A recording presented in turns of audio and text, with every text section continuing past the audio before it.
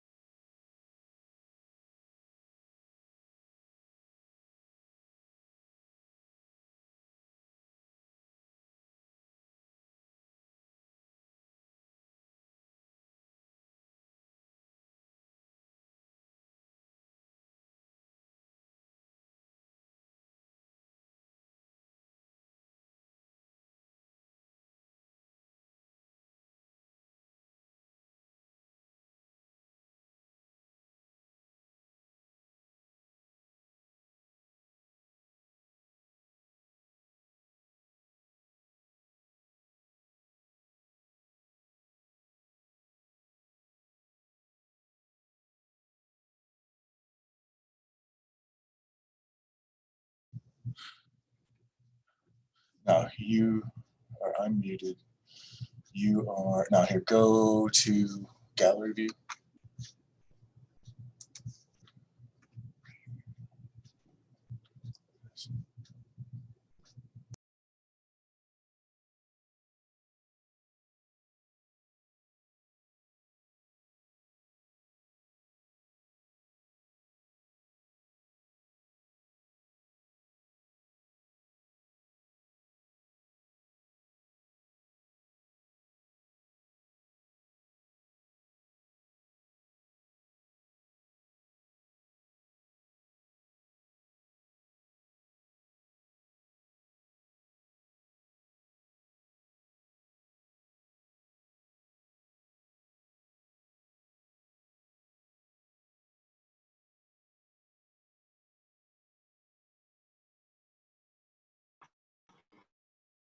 Mr. Purcell. Hey, we're getting something. We How are are you? streaming live on YouTube currently, just so you're aware. Very good.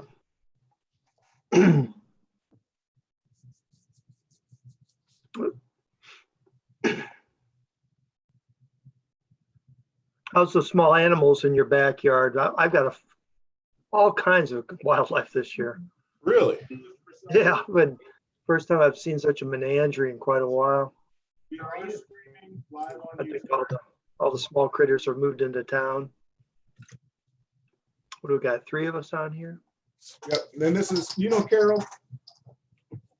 Carol is our. I don't know if I've ever. She's our new secretary, right? She's our administrative assistant. Has been in that role for over a year now, right?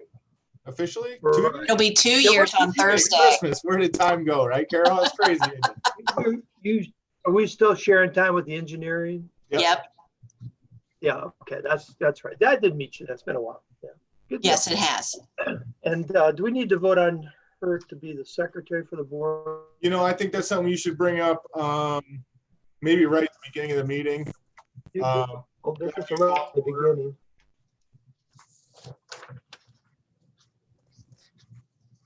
What's your opinion? Right after you call the meeting to order. Internet connection is okay. All right, perfect. I'm not getting a real good internet back here in this bedroom. I got Somebody's driven out of my house. Your wife's stealing your bandwidth. Exactly. I think a lot of it is, I can't be in the presence of the TV because I'll disturb the TV watchers for the news. Watching their evening news. And it's about the same. Not much changing. That's the way it goes. Absolutely. So Carol, where are you from? I live in West Mansfield. Okay, so you're local. Mhm. It's good stuff. Yep. I grew up in Born and Marysville. raised? I'm sorry. All right. Well, good. You're local. Yep. Yep. Do you prefer working for us or working for the engineers department? Remember, this is live on YouTube right now. I enjoy both equally. Yeah, I just want to see how political she was. Oh, that's pretty nice. Did you get any emails in, Chris, for questions? No, Any none. response for citizens? Okay. All right. And Hi, Karen. Hello. hey, Karen, how are you? I'm good, thanks. Good. Is Jordan going to join us? I haven't heard, but I'm hoping so. And Karen, we are live on YouTube. I'm trying to tell everybody as we come in, so you are broadcast across the globe right now. Yikes. Wait a minute. Stop video. There you go. I don't think that's necessary. Whoops. Oh, yeah. I was just changing my picture today when I do my yoga class with my cousin. It's Max and me. He's beside me as I'm doing yoga. Close that. Hang on, my phone's ringing. Probably taking a nap.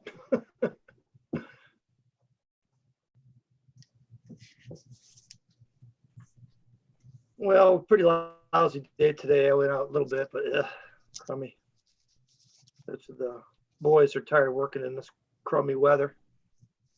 Yeah. Just cold and damp. Yeah.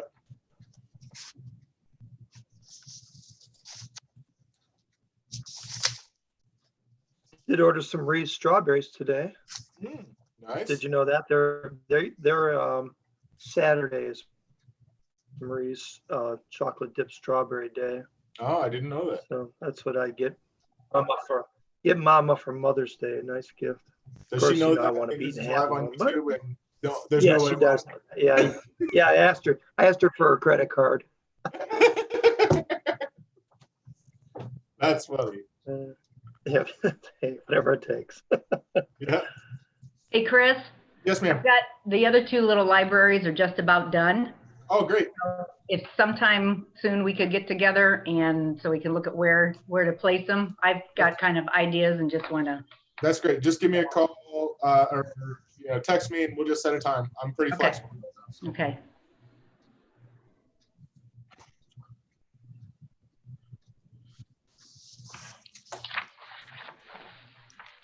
Yeah, I got Robin Wonderly to paint the face of the doghouse. It's really cute. Oh, I bet that's cute. It looks like a dog looking out of it. That's pretty cool. And Woody added some of his artwork to the little Hobbit house. Oh, awesome. So, yeah. Where's this one gonna go, Karen? So I had one made to look like a doghouse to put up at the dog park.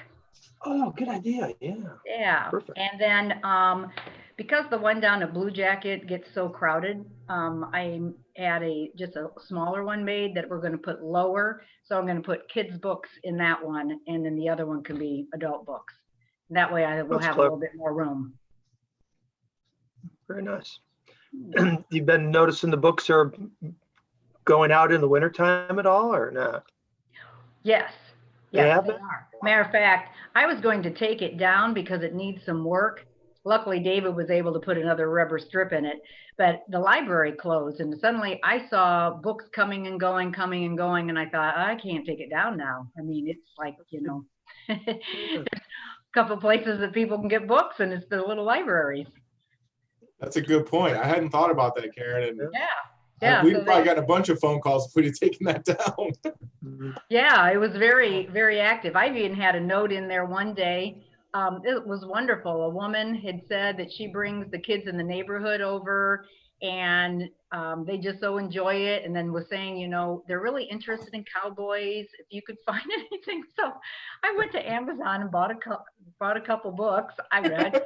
We didn't have any cowboy themed books at our house. So I'll bring in my Louis L'Amour books. Think that's Hey, too Julie, heavy? how are you? Hi.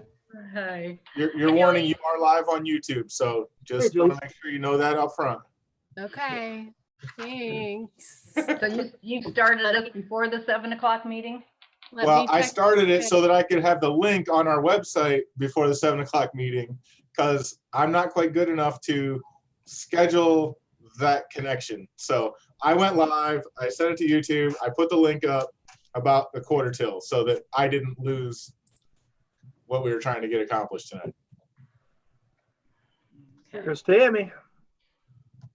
Look at that organization behind her. Wow. I know. Ooh. Did you really make a Zoom background? It's my scoreboard. Who's Oh. winning? Yeah, cool. You can put up virtual backgrounds. Yeah. I'm I not know. that good. My computer is not up to date, so it won't let me do that. This is my conversation piece on my Zoom. Wait a minute, though. I just disappeared. Wait a minute, what's the- I'm lost in the flowers. I can't get out. What's on the other side of that label? It says external use only. Use only on hands. Okay. No, my backgrounds aren't working very well. I'm Yeah, really those out are in cool. I'm out in Yeah. limits. I'm not sure why they're not working. They work in Yeah. other people's, and you can actually. Karen is the background. I am the background. I don't know what's going on. We'll just go none. Okay. There you go. Yeah, I don't know where I need to place myself because I have seen people with the virtual backgrounds, and then when they lean back, they disappear into them. But that was Right. just all over me. So I don't know. Pretty neat. Well, I think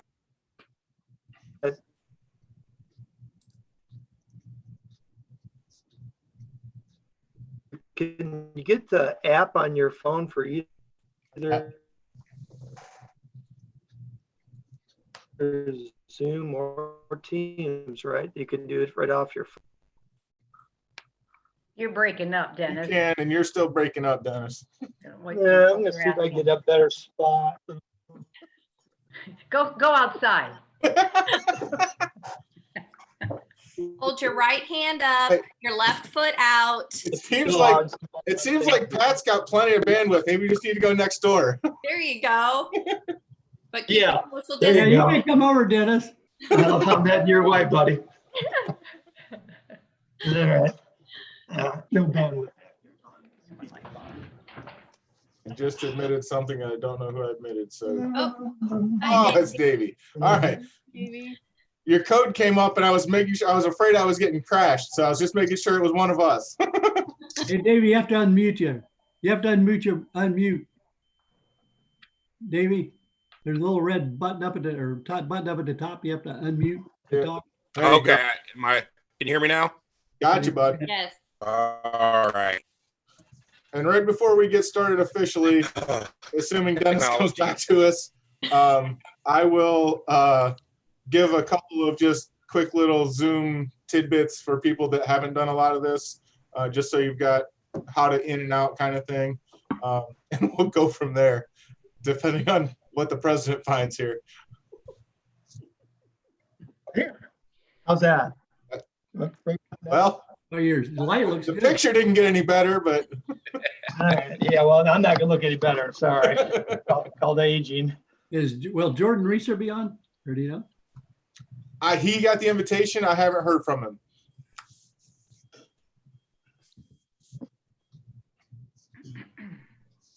Well, it is the witching hour. Do you want to give a couple minutes yet, Chris? I say we should give it another 2-3 minutes if that's okay Yeah, I with think so, everybody. too. It's we Oh, missed yeah, anybody? there's WPKO's coming in right now. Nate. What's up, Mark? Welcome, Nate. I Is it- expected to hear from Mark, so I would think he'll be in soon. Has anyone not done Zoom? Yeah. Welcome. Thank you. Well, I was gonna say the big thing with Zoom too is just so you know that it picks up anything that's going on in your house. Any sounds, anything that's in the room. My wife in here doing the dishes or something? Well, Whatever. if you're close enough to her, you will hear the water running. So just so you know that, because what happens then, it will pick up that sound and it will cut out what other people are saying. Oh, okay. Yeah. So no if more suddenly does- noise happens, just click on your mute. You can just Correct. click your Okay. mute on and off. And the other piece is I would encourage be muted unless you're going to speak. And that also kind of signifies whoever else might be speaking that you're ready to speak. So that kind of helps. Just another piece of the puzzle, but not a requirement either, of course. It's your Right, meeting. but if you cough or you sneeze or whatever, it picks it up. All right. Sounds like a winner. Well, Well, Dennis, I think we might as well go ahead and go. If someone else jumps in, I will kind of interrupt to tell you that we're accepting someone else as we go. Is that all right? very good. All right. Very good. Let's go ahead and commence the meeting of Tuesday, October 7th, 2020 for the Joint Recreation District. First item of business is we need to approve Carol Robinson as being our recording secretary. Do we need a motion, please? I'll make a motion that Carol be our recording secretary. If you would, Bill, when you make a you have motion, would you please say your name? That would help us tonight. Okay, Karen made the motion. Karen Brady, making a I motion. I was to- able to read your name on the Okay, the good. thing, but thank I'll you. I'll raise my hand too. And I assume to assume this position until if you decide a replacement. For perpetuity. We need a second, please. I'll second. Okay. Thank you, David Roberts. Rob- I'll second. Okay. A motion and seconded to approve Carol Robinson as recording secretary. All in favor, aye. Aye. Oh, you got the thumbs up. Yeah, how we do that one? It's under your reactions button. Oh my, you have more things going than I do. Oh yeah, I've been on this a lot. Yeah. Okay. Opposed, same sign? Okay, very good. All right, thank you very much, Carol. Appreciate that. You're welcome. Okay, first item on the agenda is the approval of the minutes from the March meeting. Any questions on the minutes? This is Tammy. I make a motion that we accept the minutes. It's been motion to second the minutes. Do we have a second? I'll second. Karen Brady. Okay, motion second. All in favor? Aye. Aye. Opposed? Aye. Thank you very much. Okay, then we have approval of the paid bills for March and for April. Any comments, Chris? No, I don't have any comments. If anything, we have definitely reined in spending, and that's some of what we'll be talking about in my report as we go through a bunch of different things this evening. But as far as expenditures, we had a couple of things. We did get some capital stuff that was purchased before this whole thing kind of kicked off. So that stuff was purchased. So it was actually a mower, Buggy for the cemetery. a buggy for the cemetery, and then a buggy for Blue Jacket. They're different levels there, but those things were all taken care of. So those expenditures would show up there March or probably in April. But they had been ordered as soon as the final budget was approved in early March. So that just kind of shows those went through. Those are the biggest ticket items that you've seen there. Okay, any other questions or comments about the bills? Okay, we need I'll a make motion to approve. Motion to approve the financial reports and the bills. Okay, it's been motion. Do we have a second? Elise will second. Okay, motion second. All in favor? Aye. Aye. Aye. Opposed, same sign. We have to figure out how to do that one. Maybe we could have a little tutorial at the end here, friends. How to do that little tricky one. Any communication from citizens? We did not have anybody email in. I don't know the level of communication. We put out the press release to our media to see if we could get that word out. But I can kind of give you an overview. The majority of our calls have had to do with baseball, softball, track, and the pool. And just questions on where are we with a lot of these things. And other than that, it's been pretty quiet other than those couple things. Okay, very good. Anything from council that's worth sharing, Chris? I don't know that there's a whole lot to report from council.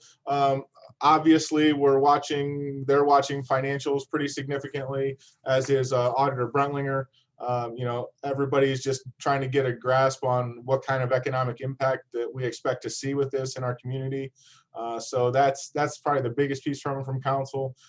I don't expect to see any significant reductions other than some like voluntary things that I think that I want to talk about during my report that I think we're going to do while we're in a position where a lot of our activities are down. So that's the majority from my seat. I've seen a lot of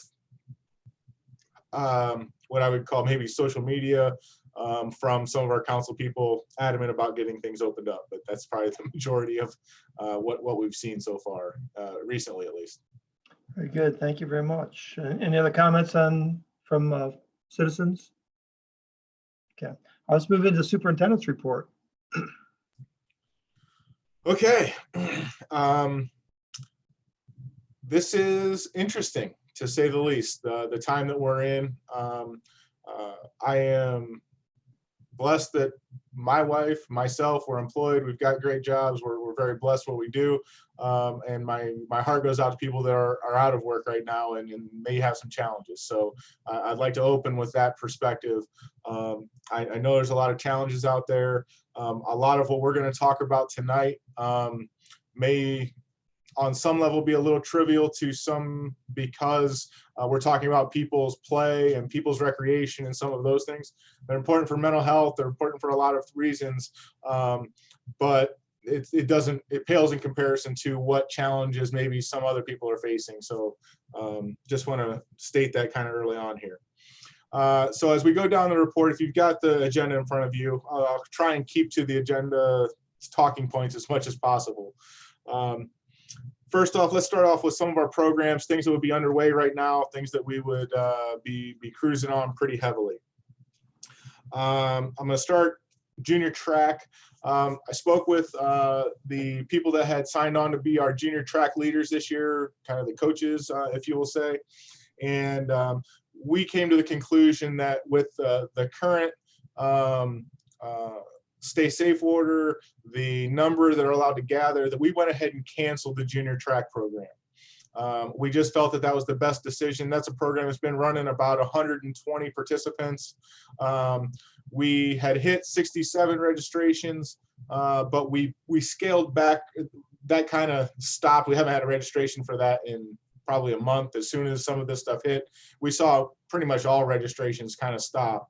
But we went ahead, we processed anybody that had paid for track up to this point. Like I said, we had 67 registrations.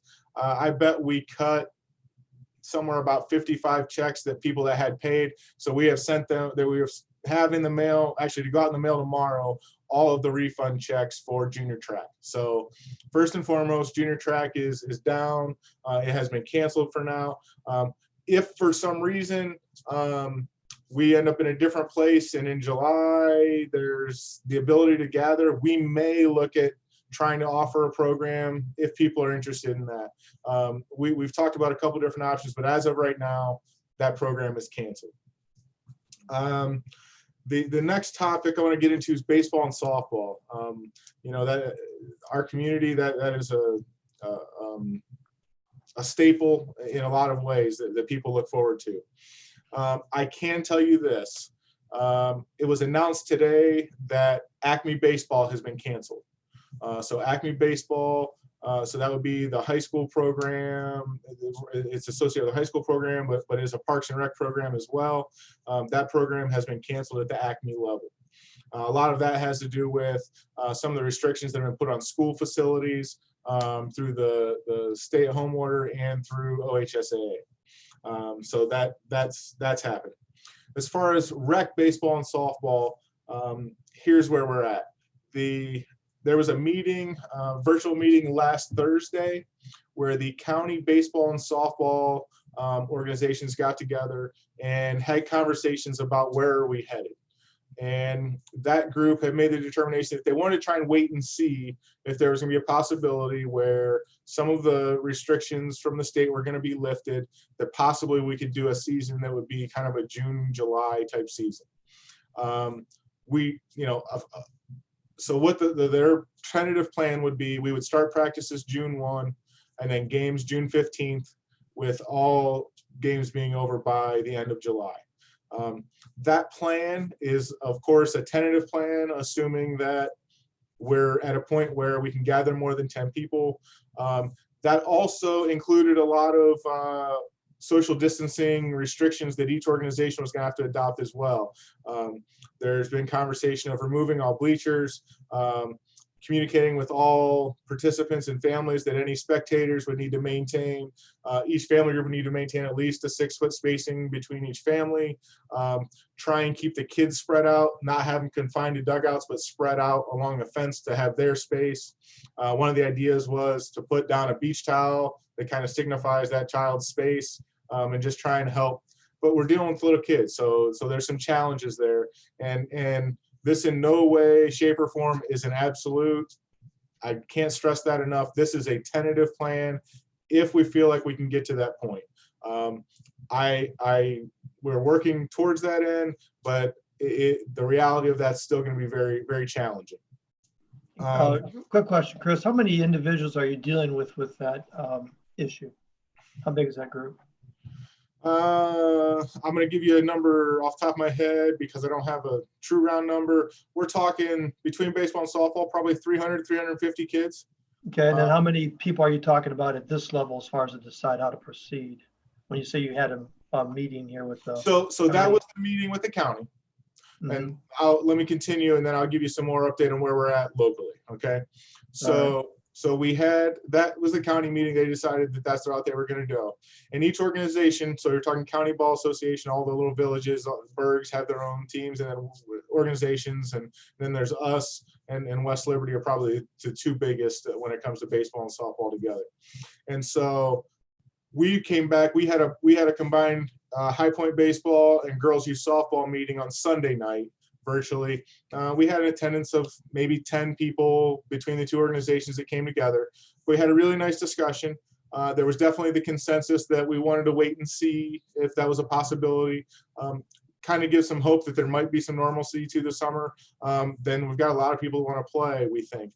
So we left that meeting with kind of our office taking on the role. We sent an email out to every child who is registered in baseball and softball on Monday morning.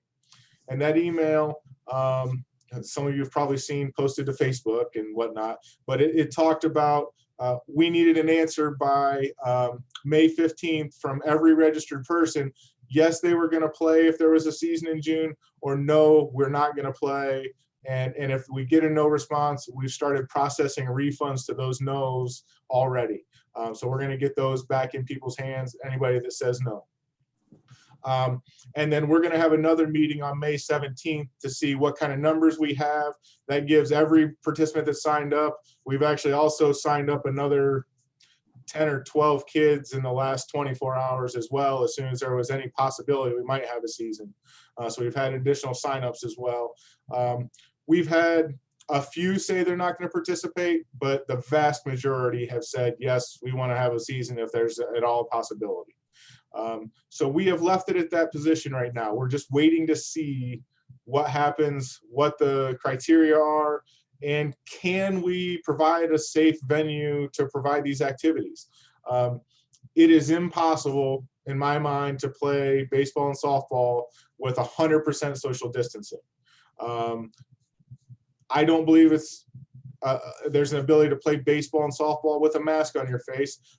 We're not going to tell people they have to wear a mask, because we're not going to take on the liability of someone having breathing issues while trying to run around in a mask. That's just not, so we have a lot of criteria to still determine. What I would like is to make sure that the board is comfortable with us continuing down this path, and that I'm not doing something that makes you all uncomfortable. So we can talk about that kind of as we move throughout the evening, but that's kind of where we're at with programs. All of our MyEra education programs are postponed until the gathering limits have been lifted. With Tracy moving on into her new position, we don't have someone to lead it right now, but we're looking at what options do we have. Are there volunteers to be interested in coming on board? What can we do with the MyEra education program to make that continue? We think it's important. We will find a way to do it, but as of right now, it is also postponed until we come out the other side of some of these restrictions. Other programs, we have not made any other decisions at this point. We don't have anything else new scheduled. I believe off the top of my head until Arts in the Parks would be scheduled to kick off, and that's not until middle of June. So we'll be monitoring all of these things to see where we go. We've also started working on what would maybe be some movie in the park options. You know, we have that program. Is there a way we can do that as a drive-in style? Is there something we can do that would be creative? You know, we're trying to look at, from a programming perspective, what can we do that's maybe outside the box of anything we've ever done, because we might not be doing all the things that we've always done. And so we're trying to look at those different options. But then the other challenge to that is we also just lost our primary programming person. So we're just trying to balance all of these challenges as we look and see where are we headed for the rest of 2020. That kind of ends my program. I'm going to kind of, at each stopping point here, I'm going to stop at each topic and say, are there any questions before I kind of move on to the next thing? Anybody have anything on a programming perspective, or you feel like I've covered that adequately? You know, I was just going to say, I think you did, and you're right, with Tracy leaving, you really can't even advertise to try to hire someone because we don't know what we're going to be able to do. So I get that. Yeah. No Honda shutdown, so that's not, I doubt they'll have a shutdown this year. And, you know, so that if they do go back to work, we're hoping we have an opening, actually. Yeah. So, I mean, so that won't be an issue for our season. So. Correct. All right. Finance. All right. So financially, we do have a couple of things I want to bring up under that. First and foremost, the biggest challenge we have is in the smallest fund, actually. So the MyEra fund right now is significantly cash strapped. The reason for that is it operates on the revenue we generate from rentals. and we have canceled all of the May weddings. We've canceled, and we've had a lot of refunds to go back out, which has put our cash position at zero, basically. So I'm working with the auditor Brentlinger on some potential ways that we can stem that financial picture for the Myra Fund. The most likely way, and I'll get with you guys, and if we have to call a special meeting to do this, we don't have the answer today, but what we're looking at is probably doing some documents that show a loan from the park fund to the Myra Fund that can be repaid over years to hopefully cover whatever shortfalls we end up with. The biggest challenge is we have refunds that are going to continue to have to go out as we continue to cancel events. We have deposits that go back plus their rental fee, because we feel like that's the right thing to do when this was out of people's control, and it's our best interest probably to go ahead and allow people to get their money back in their hands when we were able to make that happen. So that's kind of one piece of what we're working on, and that's probably the hairiest of our financial situations, which is kind of peanuts when you talk about the dollars, but the way we operate, it's really significant. So trying to figure out how we're going to balance it. So just want to make sure you're aware of that. And if we need board action on that loan, then I'll let you know. Or if it's something we can just process internally through the auditor's office, we'll just take care of it. But that's the way we're looking at handling that. So, okay. Chris, can we transfer line items from our budget over to it or not? We cannot transfer from fund to fund. To the year, and we're not able to do fund to fund. So in our budget, when you look at the different numbers, we can transfer within lines in the 245 budget expenditures, but Myra is its own at 246. And so as the first three numbers, those individual funds, we can't transfer between them without some other documentation to show the loan from one fund to the other. So that's, unfortunately, no, we can't. So, and then the reason we have it as a separate account and not just in our lumped with our parks fund is why? That was part of when we took ownership of the property, Dennis, and our commitment to spend no new tax dollars on that property and in the operation of that facility. In doing so, we created the Myra Fund to show all the revenues in and expenditures out. And so because it's its own fund to show clearly, then we can't make that a real quick, easy move because of the way everything was done. And it's a transparency issue for council, for the public, is why it was done that way. All right. Well, That's a is possibility. the point we should revisit that at this stage and take it back up, and since we've had the park for how many years now or whatever that. My opinion on that is I don't think that would be met well. I still get questions on a regular basis. Is that park still paying for itself?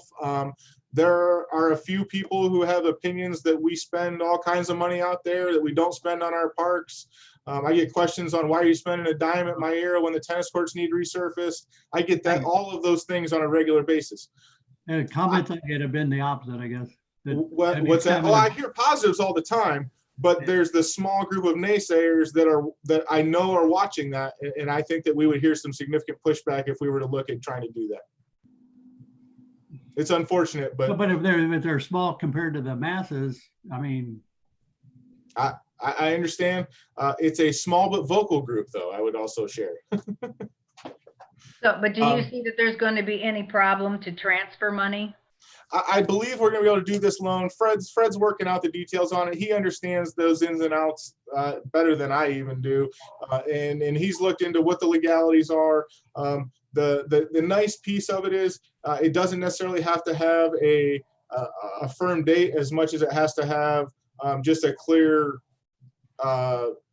identification of what was moved from where to where, and with the intention that it's going to get moved back when we're able, more than by a certain date, I believe is the way I understand it. And then I didn't know, because I mean, I know there's a lot of, well, not a lot, but there's money that's been available for small businesses and, you know, other agency organizations. Is there anything that would be, if we really were in a crunch, that there's something we can apply for? I would think United Way would be a possibility. Possibility. I think we're going to be okay to go this route, and I would feel bad taking money from other needing, you know, our fund should be able to cover it. It's just a matter of making the dollars and cents work out from a documentation standpoint. So when the state auditors come in, they're not saying, oh, what are you doing? So I think that's more what the delay is making sure we have our I's dotted and T's crossed. I'm not concerned about the ability of the fund to be able to withstand it or the need for additional money to make it happen. It's just a matter of logistics is more of the challenge. But Chris, how hasn't it pretty much broke even year after year? Correct. Okay, so how, if it's break even year after year, how are we going to make up any deficit we put in there? That's a good question that we're gonna. That's why there's not a. It has to be taken care of and replaced by this date, is my understanding. It's as we are able to replenish, we will replenish. So we can default? Well, I'm not going to say default. I'm not trying to, but to look at how can we go about it. Okay. It goes back to the trustees, Pat. That's it. No, it doesn't. That I'll make sure. If we need it written in its stone, we'll do that. But so all right. So that's my area. Everybody clear as mud on that one? Okay. I don't foresee any other forced budget implications in 2020. As we go down the rest of my report, I believe that we're going to try and make some intentional changes in how we operate to be responsible as possible with our tax dollars. That's kind of the attitude that I'm going about this with. And so I don't believe that they're going to come to us from an administration or council and say, hey, your budget needs cut by this percentage. We are, as a city, we're in a much better fiscal position than 98% of cities in this state. But we need to be fiscally prudent and not be wasteful during this time. And so I have spent some time, and that's what I'm going to go over in a lot of the rest of my report, of how can we be as fiscally responsible as possible while still meeting the needs of our community. So I say that under finance to lead into what I have planned and what I think makes the most sense for us as we move forward here. Okay. Okay, so I'm going to jump on. I'm moving on to maintenance. And with that, we're talking staffing levels from a maintenance perspective right now. We did the month of April not knowing what the financial impact might be and what we might get from what council might say, what the administration's take might be. We did not bring on any seasonal staff in the month of April. Outside of one, and that was because we had already brought in our person that works out at Blue Jacket Park, part-time seasonal, because we were ramping up for our spring season when all this hit. So we had brought that person in, but he's worked reduced hours. We're averaging about 10 hours a week as opposed to the 20 to 25, 30 this time of year that he'd be doing. So we're keeping him under 10 hours a week right now. As of Monday, so we mowed with our full-time staff exclusively the month of April, and that is about all we accomplished outside of me spending time in the office trying to keep up on the other things that I had responsibilities to. But Rusty mowed pretty much every day that it wasn't raining. John and Joe out of the cemetery mowed all of the east side, and that's between that and the cemetery. They couldn't mow everything in a week, the two of them. And you know, when we started looking at everything that needed to happen, it became apparent that we were going to have to bring on some additional staff if we were going to do anything and have facilities that were going to be usable for our patrons for the rest of the summer. So I looked at what's the most economical way for us to bring on some staff. And so what we determined is we're going to make an attempt, and I guess this comes of the out of challenges come opportunities, or we need to look at challenges as opportunities. And so we've looked at how can we mow differently. And what we've put together is we brought back our 2 most senior mowers, so guys with the highest amount of seniority. That's kind of how we decided who was going to come back. And we have taken our 2 big batwing mowers, and our goal, and they started this Monday, so we'll keep you posted on how it goes, but we really think this is attainable, to mow everything except the cemetery with 2 guys and 2 big mowers. There's just a couple of places that you can't get one of those in, that John's going to take care of going out every other week or so and taking care of those areas with the 1 smaller mower. But we're going to take this on. What that does, including not bringing back a second person at the cemetery. So with 2 guys mowing all parks, and then John and Joe, so our full-time and then our permanent part-time that's based out of the cemetery, they're going to take care of mowing and weed eating the cemetery. We will have reduced our mowing staff from 6 seasonals to 2. And so that can provide some significant cost savings to us. And I didn't have this up already, but I will pull up 2 spreadsheets I want to share with you. And I am sorry that I'm doing this on a delay because I didn't plan well. Was one of the new mowers we purchased a wing mower? Yes. Okay, that's going to help. How old is the second wing mower? A year old. Okay, good. That'll help. So we're in good position there. And I apologize that I'm clicking and you're listening to me click.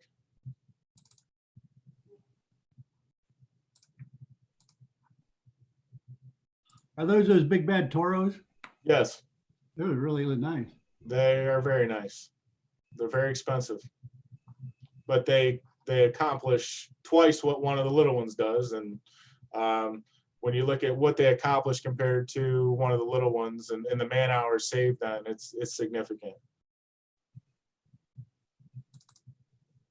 Are we mowing Blue Jacket still, or does it? Oh yeah, no, that's us. And so, and the other thing we've done for the last 6 years, we've been mowing all of our athletic fields with a specific mower.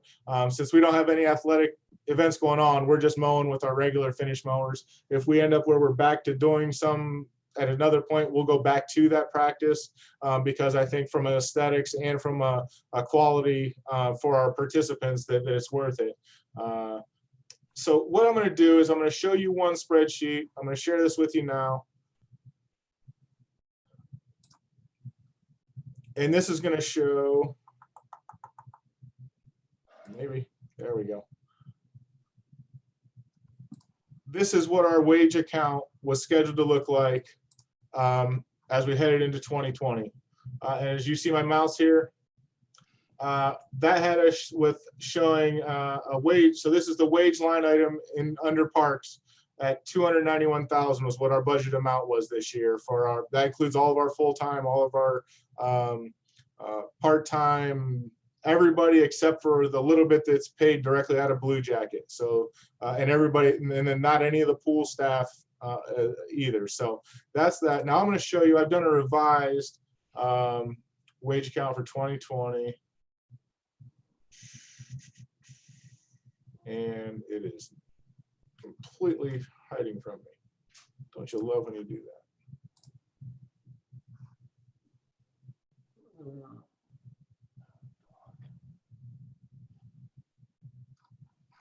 And now I can't find it.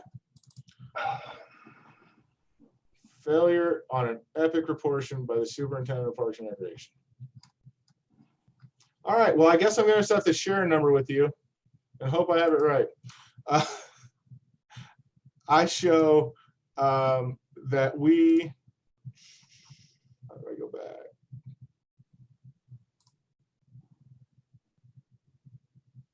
All right, I'm failing my Zoom test. There we go. Okay, so 290 was our, what's that? Is it on sheet 2 of that sheet, or is it a whole? No, it's not. It's on another one that says wage line 2020 revised, and I don't know where I saved it, so I'm a failure. I have a saving about $60,000. I have that number down about 230 something. Of those savings, over half of it, of course, is not filling Tracy's position in 2020.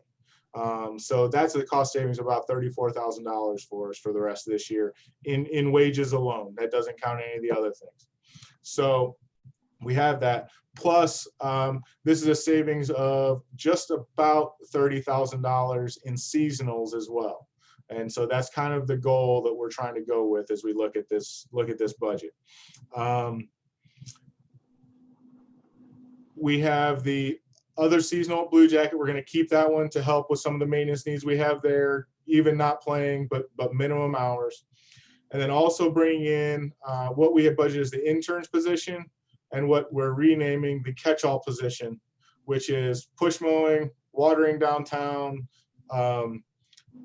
helping with programming, kind of a little bit of everything. It's kind of our catch-all. And so we brought in one person for that, and he started on Monday as well.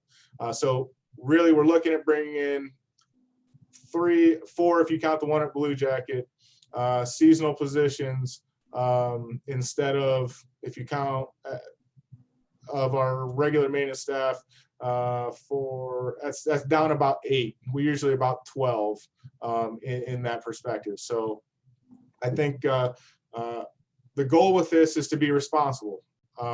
We need to look at opening some restrooms. We're gonna have some of those things. So looking at what kind of protocols we need to put in place from that perspective, from a maintenance. So we need to bring in some staff, but yet we're still trying to be overly fiscally responsible, and kind of that's the plan. So does that make sense? Questions, concerns? I feel we have a grasp on it, but. Yeah, I just have a question. I mean, it's a lot of cuts. So I'm just curious, are we able to do some of those cuts because of the lack of programming that's been going on for a couple months? Is that where, and I understand a big part of that being Tracy's position. Correct. I was just wondering, when you're talking about the number of changes in the seasonal staff and such. A lot of that is not having programs. If we're not playing baseball and softball, we don't have evening supervisors in that we always have in when we have that going. So that's a fair amount of it. Changing our perspective on how we're mowing is probably the biggest bulk of that savings. In the park fund, you're talking about 3 seasonal positions that average $7,000 a year in expenditure. So, that's about $21,000 we're talking about not spending, trying to reinvent how we mow. It's not sustainable for year after year, because we have full-time people that probably need to be doing other things. But this year we're not doing some of those things at this point. So we're trying to just be responsible and not bring people in if we can accomplish those goals. Does that make sense? Yeah. So you have other staff who are chipping in, covering some things, and then using these 2 mowers. Is that making a difference? These bigger mowers then? Yeah. So what that is, we used to send out 2-man crews with 1 big mower and 1 small mower, and they would do their mowing in, depending, about 2 days on average on the west side, and about 2.5 days on the east side. But that also left where they were still working another day on the west side, helping with a project here or there. We were tree trimming, we're doing this. They're kind of our catch-all for doing other little maintenance projects. We're just not doing those kind of things right now. And then, so we're reducing some of those activities. And then what we're doing is we have 2 guys that are basically going to mow. We think we can accomplish it pretty close to 3.5 days just running these 2 mowers. And so it's just trial and error right now to see if we can be more efficient in the long term with how we do mowing. We got very efficient when we took over a lot of mowing citywide, and that changed around a lot of what we were doing. And then we saved the city a ton of money when we took on this mowing and added the 2 batwing mowers and did it, but we didn't necessarily go, where's the next step that maybe we can be even more efficient than we're being, because we saved a bunch of money. Well, maybe we can be more efficient as we look at this from a different perspective in a new challenge. And that's kind of the perspective I would come from. So do you see if we have baseball, softball in June, July, or July, August, then you'll have to look at hiring another seasonal person or someone part-time anyways? Absolutely. I don't see any way that we can do anything more than what we're doing right now without adding additional staff. I think we can open up some of our restrooms with the staff that we have on as of today.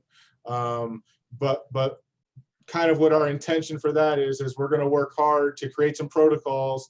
We're going to do signage saying we're cleaning restrooms. Here's the methods in which we're doing it.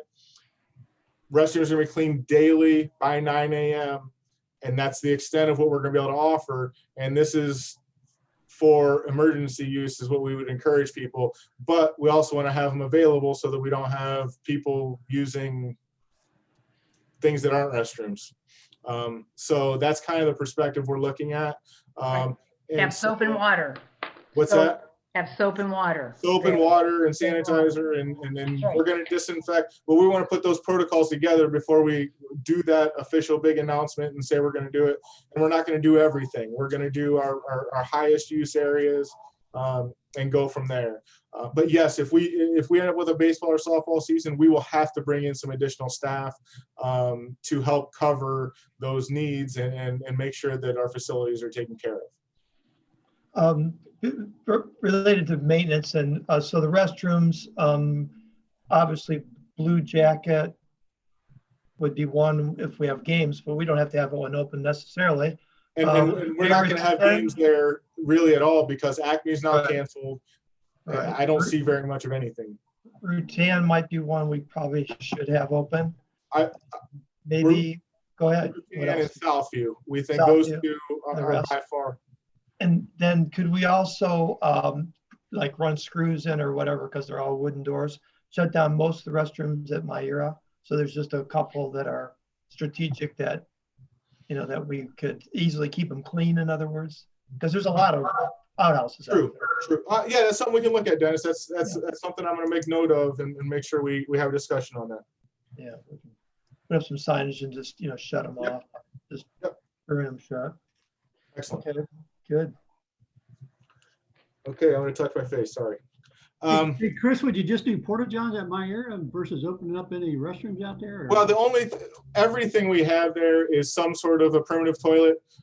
So what Dennis is talking about is maybe have the ones out by the lake, and then we'd have open the ones that are at the lodge that are the composting toilets. Nothing's got a flushing toilet that's available to the public on a regular basis. So, but just minimizing those and make sure we're keeping those particularly stocked and cleaned on a daily basis. That's a good idea that I hadn't gone down that path. Yeah, and if we do get like I noticed we have a funeral out there coming up. I forget which shelter it was. But, you know, as we do get occasional use of the shelters, we could unlock those bathrooms and clean them. But it's right by the one by the lodge is where this is at, Dennis. Okay, good. That's nice. What's it called, that shelter? Tulip. It's called Tulip, but I wasn't sure what it was. Tulip Poplar. Yep. Yeah, very good. Thank you. Okay. So that's kind of a maintenance perspective. If you do close them at Myra, you better put a sign out, because I know people expect those to be open, or just keep one of them open or something. And have hand sanitizer in there. We'll have several of those. Absolutely. Yeah. Okay. Myra, just a couple of quick updates. One, program, I think I already covered under programming. You know, it's on hold, it's postponed, and we're working to see how we're going to come back with that program once we're allowed. The project, kind of a project update. Everything is still moving forward. The design is about 95% done. I'm gonna be scheduling a meeting of the foundation board for later this week so that we can move some money over to start paying some bills on that.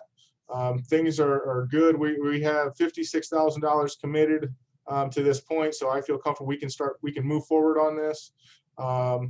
and get there where we need to get. The biggest challenge is going to be, we have been awarded the grant, but there's a possibility there's going to be a holdup on the state side as far as cash available. And when are they going to reappropriate the capital budget? That was supposed to have been done here in February, and it didn't get done. And now with all of this and the upheaval, the money is from the Clean Ohio Fund. And so Clean Ohio Fund is approved by the voters, that money is brought in, but until it's actually appropriated by the state, that expenditure can't happen after July 1. So we're just going to have to monitor that from a workload and a payment perspective to make sure that we're managing that project correctly. Hey, Chris, did you get with Pat Beam on the releasing of that structural guy? Yes, I did. Okay.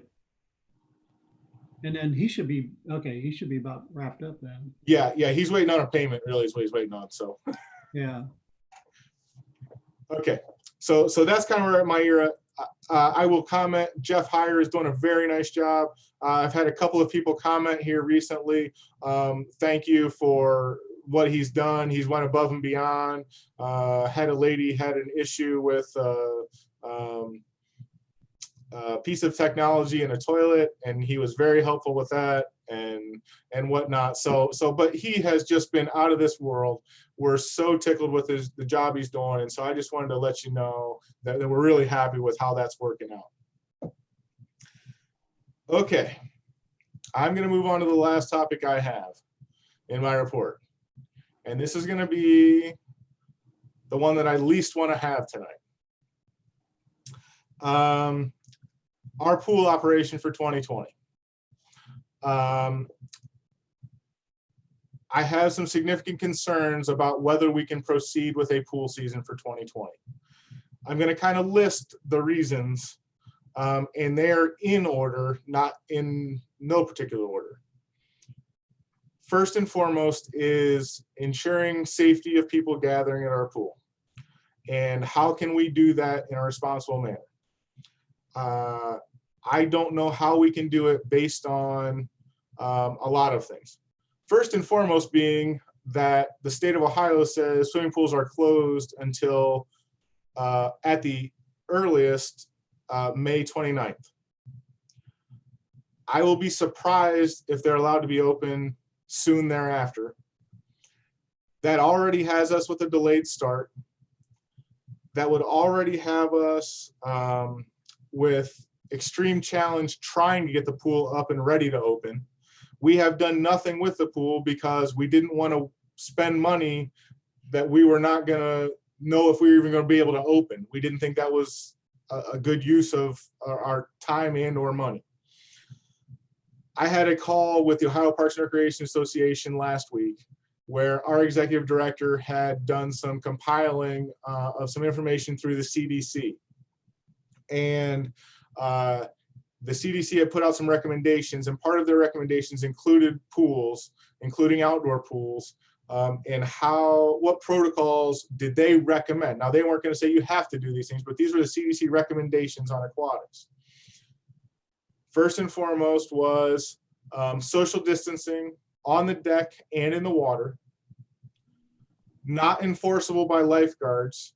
You would need to bring in additional staff to be on the deck to enforce both in the water and on the deck social distancing, as well as additional cleaning protocols in the public spaces.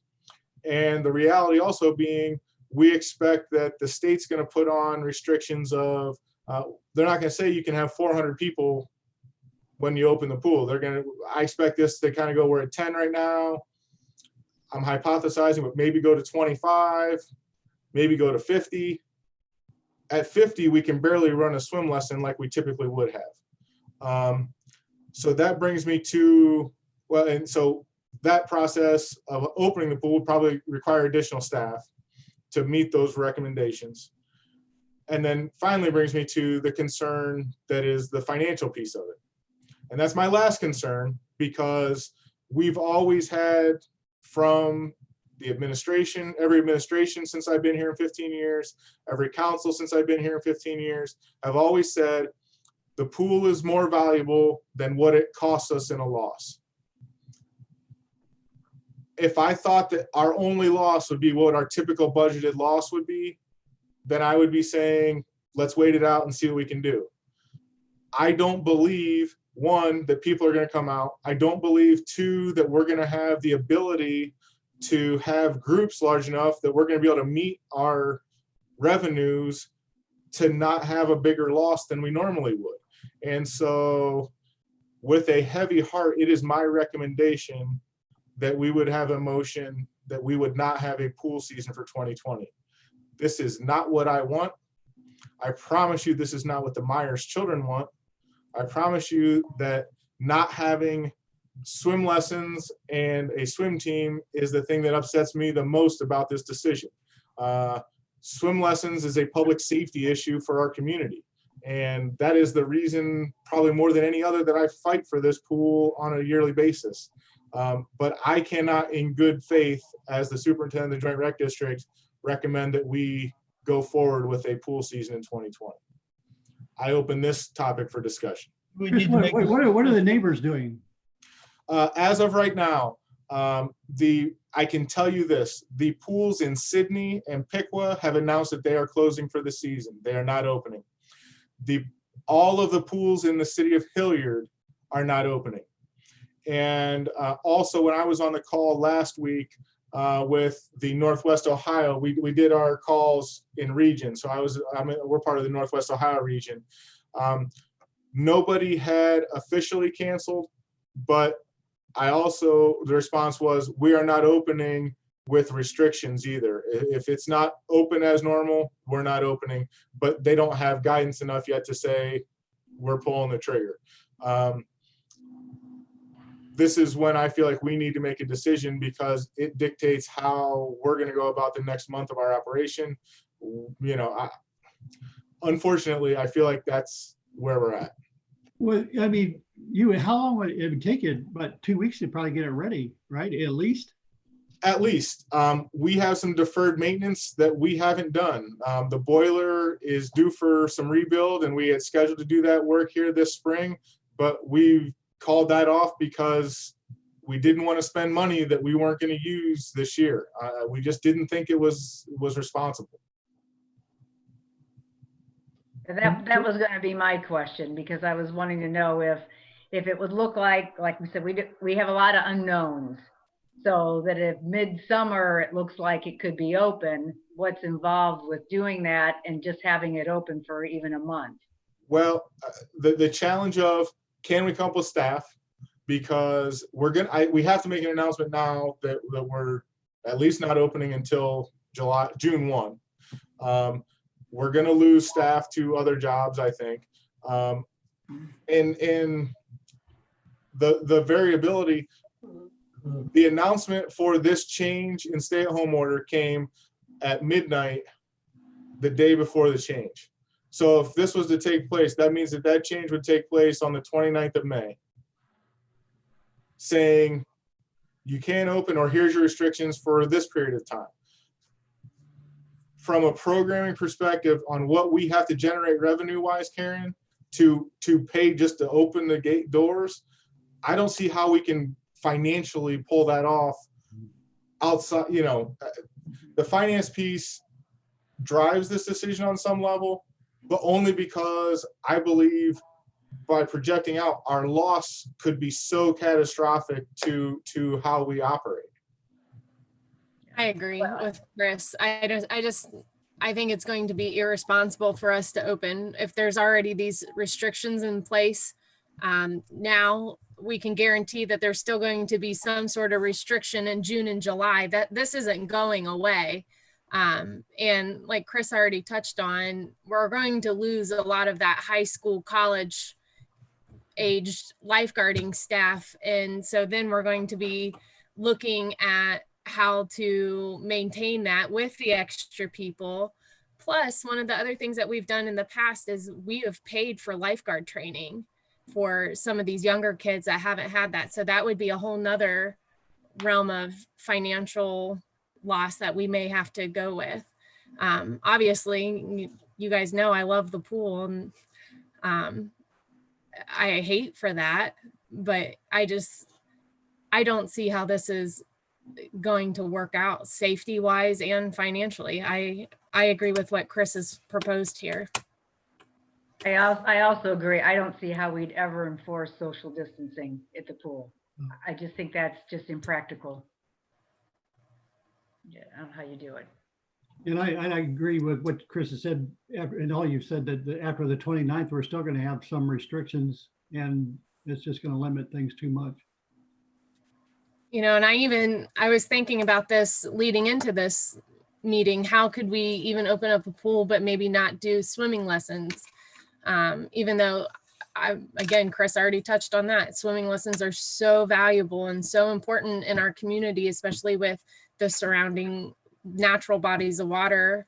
But as someone that worked there, even doing that, I mean, you're going to have a little kid that swallows water and then comes back up and spits it in the instructor's face. There's just all these other, things in play. And does that happen? That's going to be hard to keep little kids social distance in a pool. A pool isn't made to be socially distanced. I think you're going to find the community is going to, for the most part, support this decision at this point. I think a lot of people, even if you would open up, are probably not going to come and visit the pool this season. Yeah. Well, that's a significant part of the concern. The other piece of this would be, and what I think makes sense, Dennis, is that we would make this decision under new business tonight. We can have this discussion now, makes sense, but I think we should do that officially under new business. If this is the route we're going to go. And then the other piece of that would be, as soon as we do make a decision, we will start the process to refund everyone that has already bought a season pass, that's paid for swim team, that's paid for swim lessons. We'll start down the process of that refunding process. Hey, Chris, with that, what kind of cost do you have for the pool that just can't go away? Have you bought chemicals already or any of that kind of stuff? Or? No, actually, we're in a position, Pat.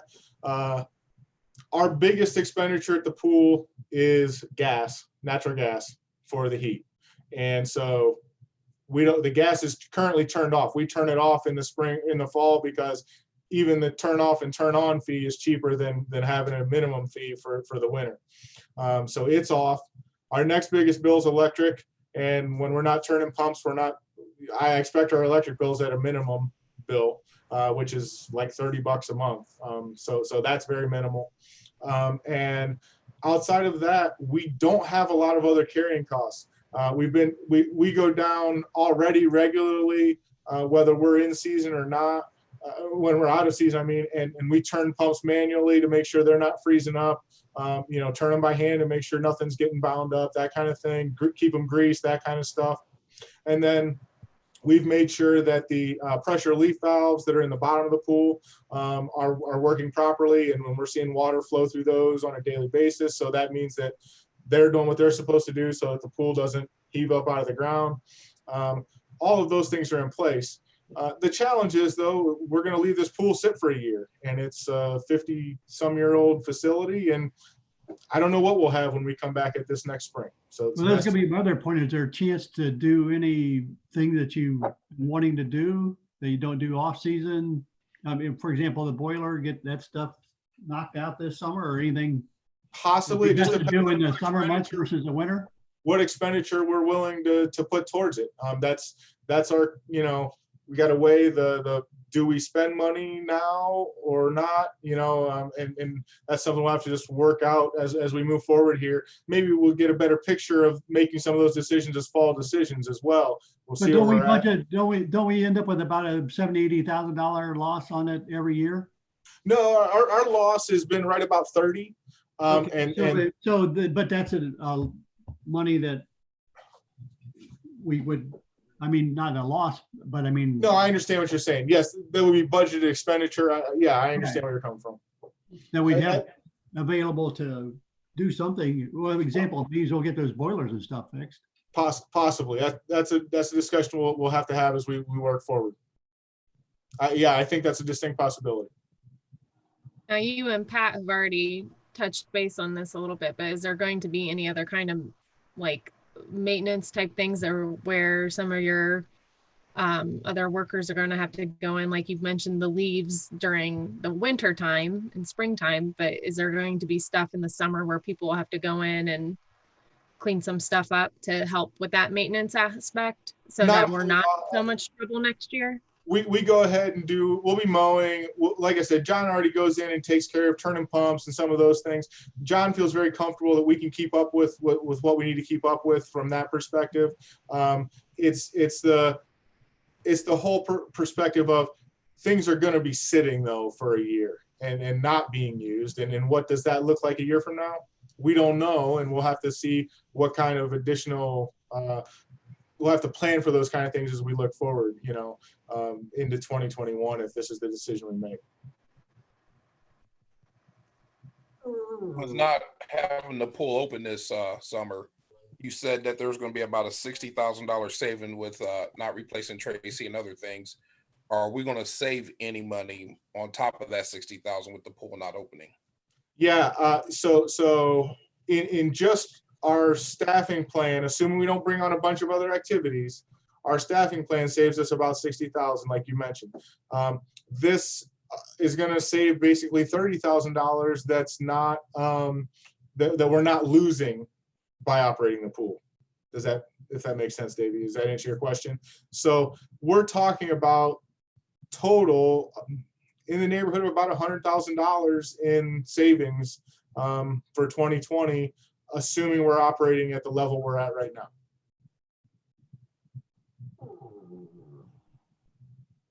Any other pool discussion? I will. Well, just to that point, Chris, though, I mean, if there's, I think we need to look ahead, and if there's a pump or something that needs replaced or something, or get this stuff done now. I think that's a conversation we'll have to have with the administration. They have put out, not that we're cutting anything, but that we want to make sure that we've got our expenditures as in check as possible. And so I don't want to commit to something tonight without working through Fred and Ben and those people that are going to have impact on some of these decisions, not necessarily in our 2020 budget, but could have impact on our 2021 budget, and make sure that we're doing our due diligence to not be ruffling feathers in a negative perspective as we look forward, and not just look at 2020. Does that make sense? Yes, but also I think when you have the conversation, the assumption has to be the pool will be open next year. Correct. So then we need to be looking at how we make that happen. So I don't disagree. And that's where my hesitation comes. I just want to make sure that I'm not committing to something here before we've had those other conversations. Does that make sense where I'm coming from? I don't want to come across as no, we're not going to do that, or I'm negative. Some of the other conversations we've had around the city building, I want to be respectful of those as well, and let you know that I want to talk to those people and make sure we're all on the same page as we move forward. But I will make sure that this discussion is talked about as we talk about those next steps. Okay, and we could put that on the agenda for next month. Yep, and I'll talk to you. We'll talk about those things, absolutely.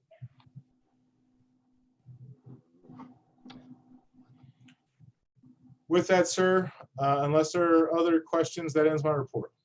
Thank you very much. Any more discussion? We're good? Thank you. Old business and discussion on the approved COG program. Rick, you want to identify this program?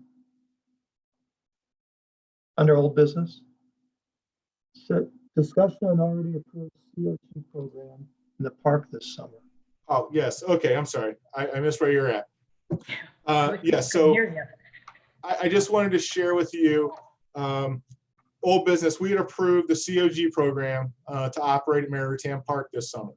I just wanted to let you know, I've had conversation with Renee, and as long as the board is comfortable with it, she and I are going to work to make sure that any program that would take place will be in line with what is being allowed at the state level. We are not going to, so as of right now, the program could not take place. If there's a change in the restrictions, then I will work with her to make sure that they have a plan on how we're going to comply with whatever the restrictions are. I believe that 25 is a number that is too small for us to still operate that program. I think it's going to need to be at least 50 people allowed to gather before they're going to be able to operate, because there's not a lot of other opportunities that are going to be happening, it looks like. And so the pool's not open. We can't offer a program where there's going to be 200 kids showing up, or we're going to have problems, you know. And so she and I had a very nice discussion about that. I just wanted, if anybody had concerns about that or had been thinking about that program since we had already approved it, know that we had that conversation. If everybody's comfortable with that, I don't think we need to do anything else. But if there's an opinion from the board that we don't want to see this in any way, shape, or form, then I wanted to make sure it was on the agenda so that we didn't miss something either that maybe needed to be addressed. So I'm comfortable with it, but I want to make sure you guys are as well. Under that light, because of these dates, I can ask Jillies and Tammy, has there been any discussion about changing the school starting date or the procedures of running school next year? What types of things have been hearing? Because they could interfere with all this summer programming that we're talking about. They have not mentioned anything about changing the start date. There has been discussion of options of what school will look like next year. As of today, May 5th, we are going back to school the same date. And Tammy, help me out here, maybe August 13th or something. It's quite a bit of an earlier start this year. But 17. there are several options in play of what school would look like. One option is traditional school, but who knows if that's even going to be allowed as of May 5th. One would be some sort of blended learning where, I mean, these are all just talking points. Nothing has been worked out. So please keep that in mind. And one would be all online again. But again, what all of these things look like today, we don't know. There's a committee in place and there's daily conversations and input being put in there. Well, good. If you hear anything concrete, obviously you want to let Chris know so that he knows. First I asked in my principals meeting yesterday if there was like a deadline, like were they trying to make a decision by June 15th or June 29th or anything, and Mrs. Holycross said no. They're just going with the weekly changing of guidelines, and that the committee was in place and was taking in all the information that they could and trying to make options for people to look at. Thank you. Another on any other old business? Under new business, what would you, as a board, feel comfortable with? You want to go back and readdress the pool in our May meeting, which might be a little bit tight, or do you want to just give Chris the authorization to make the decision on the pool so we don't have to go readdress all these questions again? How do you feel? Let's start with Karen. Look at your faces. Well, no, I was just confused because this is May, so. Oh, excuse me. Yeah, we couldn't do the next Wait till June. It's kind of. Yeah, I'm sorry. Yeah, you know what I mean. I mean, my question would be, Chris wants that latitude or not, or does he want the board direction? Good question. I would love board direction. Yeah. Your board direction might be you make the decision. I mean, either you're gonna have to get us back together again for. Well, I think it's going to be. I believe I've given you my direction on where I believe we need to go. If you want me to make that decision, I will. Or if the board would like to make, it's up to you. I just didn't want to be the dictator in this. Right. In other words, you guys want to close the pool now, or you want to give Chris a decision to wait to see? I guess that's the question. I think the way Chris presented it makes sense with the way things are going. I don't think there's any reason to prolong this. I think that I'm okay with it closing. The way Chris put it and the way things are going, there's no sense in prolonging it. That way, everybody can make other necessary arrangements as far as seasonal works for the lifeguards and things of that nature. Mhm. Jolise, what do you think? Yeah, I agree with what Davey said. I think that we should just go ahead and make the decision now because of seasonal employees, as well as us, if we were wanting to make other plans and talk to the other powers that be about possible bigger maintenance projects that Pat had mentioned. I think that would probably be our smartest decision right now. Although it stinks. Anybody else have any thought? I don't think anyone wants to make the motion because it's a sad one. Yeah. We're gonna make it with regret, with much regret to make this motion. Maybe we ought to make it collective. I like that idea. Yeah. Yeah, we have a. That way everybody's got their name, everybody's got their name on it. Okay, we have a collective motion on the floor to close the pool for this upcoming season With regret. with regrets. Yeah, can we put that in the motion that we regretfully do that? Please put it in there. Yeah, it's very sad. Okay. Yeah, so that's the collective motion on the floor. All in favor, aye. Aye. Aye. Opposed, same sign. That must be a unanimous aye. This will give people time to go buy their blow up pools in the backyard. Yes. I already sent my. I actually had pink- several of go those back to calls. Amazon. Can we get our refund because we want to go buy a pool at Walmart? There you go. Mhm. We've actually had several zoning permits for people putting pools in their backyards. Wow. Interesting. Yeah. Can we go Chris, back to the how health long has department? the pool been open? This would have been the what year for it? First summer was 69, am I correct? 60, 80, maybe. I thought I was gonna say 68, but I wasn't sure. Let's go with 69. Mhm. I thought it was summer of 69. I thought they started construction in the fall of 68, but I could be mistaken. Other than But being Pat, in you the would know paper- better than me. Yeah, Yeah, other than being in the paper, obviously in our minutes, could you also contact the health department too to tell them we're not gonna open the pool? Yeah, and I've had conversation with the health department, actually, regarding some of our fees and things that we'd have to pay. Those would have already been due, and I reached out to them to say, hey, we don't know what we're doing, and it started off with, yeah, you can choose not to pay them. There may be a late fee, and then the state health department said all late fees will be waived, so we're actually not going to have to make that expenditure as well. So I mean, there's several $100s in that as well, almost Absolutely. 1,000 actually. Absolutely. And also, if you would regrettably also inform our suppliers too, Yeah. about the pool, because that's a big ticket item for Sure. those suppliers, not just the Yeah, chemicals, but also the yeah. food suppliers that Yeah. supply us with their products. Oh, and that's something else I didn't mention. If we do have some sort of youth sports season, we are not going to open concession stands. The contact and the challenges with that are just another challenge we're not going to deal with. So I want to make sure that you're aware of that as well. We're not going to try and, there's just too many unknowns that we don't want to be the source of an outbreak, quite frankly. So. Very good. Well, on behalf of the board, Chris, we'd like to thank you for your incredible insight into this entire situation. I am very comfortable with the way you're leading us.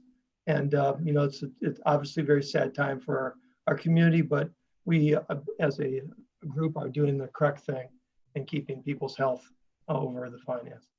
Appreciate it. Well, and if I could have a minute, I do have something I want to share. First off, thank you. I appreciate that very much. I do want to take a moment while we are still convened as a board and personally say thank you to Tracy Burton. I'm now 15 plus years into this position, and you can only imagine when you've worked with somebody that long, how difficult and challenging it can be to change how things operate. And Tracy was a great employee for us.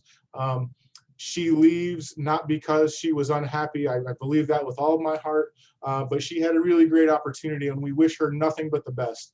But during open board meeting and in our minutes, I do want to say thank you to Tracy Burton for her years of experience, and just hope, I know the board, when she had resigned, had several expressed messages to her.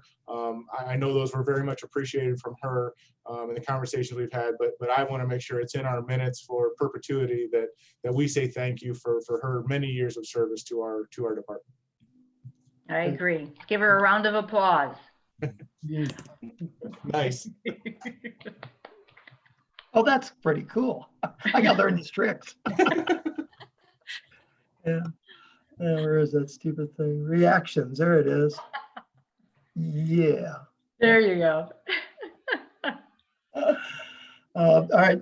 Do we have any more discussions? Okay. After we move for adjournment, do you mind giving us a little tutorial, Karen, or whoever? Just tell us a few bells and whistles. Is that okay? Because I would like to know. I'd like to know more of the operation of this. You got the reactions on the right, and Yeah, maybe between Chris and I. you obviously didn't learn where the mute button is, and I can see that. No, I've been staying away from the mute button. I'm trying to mute you, but In the upper right how corner, to do it. upper right corner, you can mute there. Here, y'all, I can do this. See, I'm the administrator of this, so I'll just take care of that for everybody. Yeah, that's true. You can see everybody off.